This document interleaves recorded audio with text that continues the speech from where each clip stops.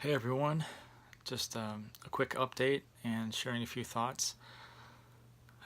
But to be candid with you, I've been sitting here for 15 to 20 minutes just kind of staring at this phone and just kind of staring around this room because I'm in the situation I was hoping I didn't have to find myself, but oh well. The good news is that I'm home, so that's been really, really nice. So to backtrack for a moment, it appears the surgery went as well as it could have, and recovery went fairly well, and the staff was absolutely wonderful at the hospital. So thank you, everyone there, and especially to my mom. Mom, you've been great. Thank you so much. I love you. Um, and I was really, really encouraged with how many believers I found out were involved in my entire process, from just before the surgery to the recovery period afterward, just chatting a little bit with some of the staff, and yeah, just finding out how many brothers and sisters that were there helping me and attending to me and trying to make me comfortable. It was really encouraging, and just a kind of a way of seeing God's hand upon the process. So that was really great. Although it is surprisingly difficult to get rest in a hospital. I think one day my mother had been there for about 5 hours, and I was desperately trying to take a nap to get some rest. And she was just sitting there quietly reading or something. And finally, someone else walked in, and after they left, she did a little math. And after being there for 5 hours, about 11 people had come in. So, a little ironic. It can be really hard to rest and recover in a hospital, but that's the way that goes. So, yes, the good news is that I'm home, and it's been really nice, and I've been able to get some sleep, and it's just great to be in my own space again. Um, the bad news, a little while before I got released from the hospital, my surgeon came in and he let me know that the lab results had come back and that my cancer is at stage 3. So I was really hoping for, like negative 17, but unfortunately, that's just not the case. So looks like pretty quick I'm having to kind of gear up to jump right into round 2 before I've been able to catch my breath from the surgery, quite literally. It's still a bit of a struggle just to get some air, but day by day it's getting better. So I've got an appointment booked for a couple weeks with an oncologist, and then we'll see what happens from there. It looks like I'm looking at further treatment. So what that will look like, frequency, intensity, I don't know yet. I don't really care right now. I just want to work on being able to walk and breathe well enough.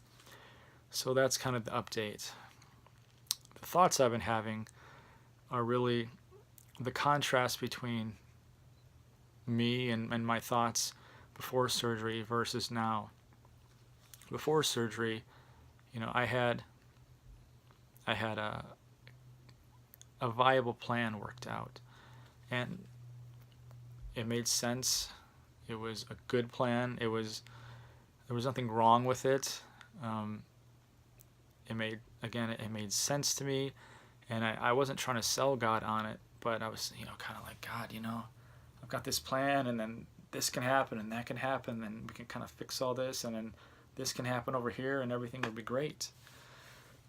And as many of you know, I was asking you not to just pray for me, but to pray with me. My prayer was that God would heal me supernaturally so that I wouldn't even have to go through a surgery. Now, obviously, God chose to take a different route, and that's totally okay. That's up to Him. I'm kind of along for the ride in a sense. But my plan made sense to me, and I think it made sense to other people. But now that not having gone that way, I'm in this position where I'm still praying the same fundamental prayer, which is, God, please heal me.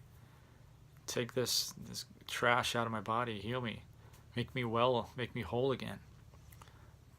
But as far as the plan, the specifics, the route, I don't even have the faintest idea of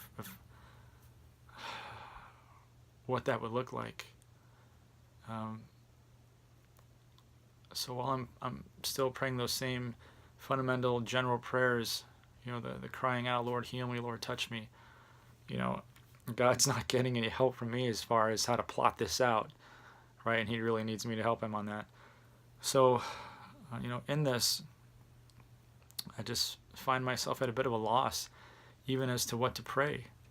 My prayers that I do pray are as sincere as they can be, and they're consistent, but I'm just kind of at a loss right now.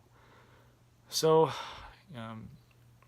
however God works this, whatever He decides to do, all I can do is just kind of tuck my chin and plow ahead day by day, appointment by appointment, result by result, and just see what happens and see what He does. Because even though my brain power is no longer part of the equation, God is still obviously in control. He knew that we would be here. He knows what He's doing. He had the plan worked out, even though He didn't consult with me. But that's okay. So, I don't doubt that necessarily maybe this is where I'm supposed to be. Not necessarily physically, but spiritually and emotionally and mentally. Not at all leaning on my own understanding.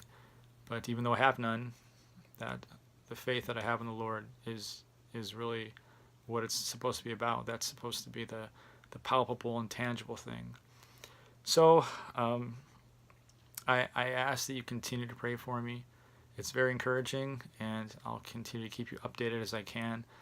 But at this point, I'm kind of a passenger just as much as any of my close friends or family who want to know what's going on.